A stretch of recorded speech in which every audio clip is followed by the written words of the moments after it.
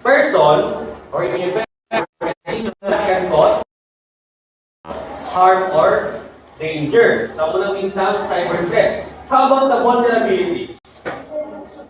Remember, what is vulnerabilities? O may cyber threat, may vulnerability. Anong vulnerability? Na mga weakness, sir.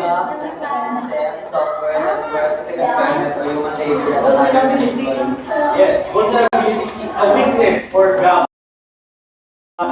within the system, di ba? Anong kahinaan? Vulnerable ba or vulnerable ang isa na system? How about the cyber attack? Cyber attack. What do you mean by cyber attack? Happens when a threat successfully exploit a vulnerability to gain unauthorized access to information on the structure. Okay. So cyber attack it may be a cause, di ba? So na-discuss ang tatlo. The threat, the vulnerabilities, and the cyber attacks. So what are the relationships between that three? O give me an example now. O give me a scenario na lang.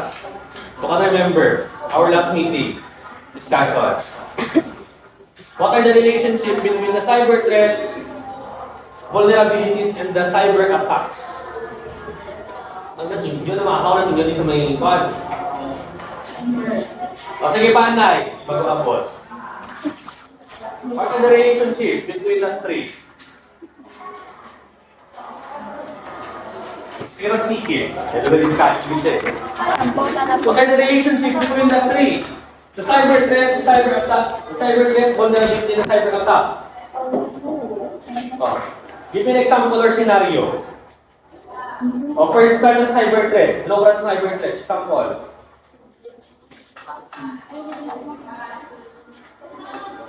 Give me a simple example lang.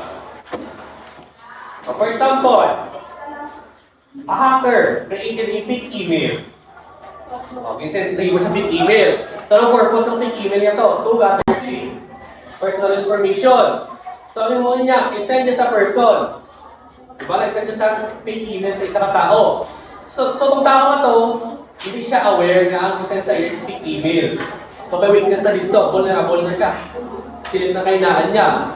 After nakita sa cyber threat, ang weakness ng isang person or ang vulnerability niya, dito na mag-slot ang cyber attack yun na in the way of phishing.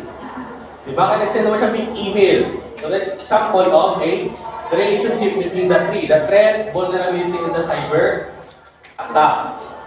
So today, our discussion is about the fundamentals of cybersecurity, data privacy, ethical considerations, balancing convenience with data protection. We can post in this one. So our learning objectives for today, so by the end of this lesson, or of the lesson, students will be able to, number one, explain the importance of data privacy and identify ethical issues in how personal information is collected and used.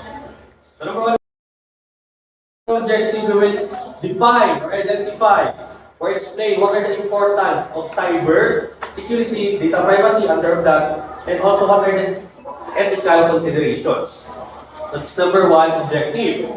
Number two objective, show respect and responsibility to others' data, evaluate ethical online behavior. This is on what are the different online behavior. And lastly, number three, apply cybersecurity such as adjusting privacy settings, creating strong passwords,